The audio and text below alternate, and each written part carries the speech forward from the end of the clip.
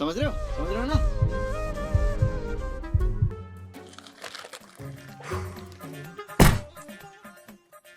ఏంది చెత్త అంతా?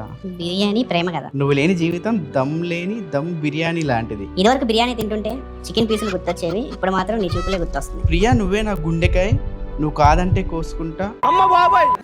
నెక్స్ట్ డే అరే ఇజాడు, నువ్వు లవ్ లెటర్ రాస్తున్నావా, నువ్వు తిన్న బిర్యానీ రివ్యూ అమ్మాయికి పంపుతున్నావు, నాకు అర్థం కావట్లేదు. అలా రావట్లేదన్న అది.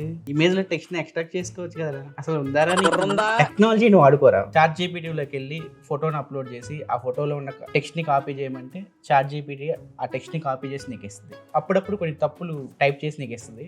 సెకండ్, ఆ ఫోటో మీద రైట్ క్లిక్ చేసి సర్చ్ విత్ గూగుల్ లెన్స్ అని నొక్కు.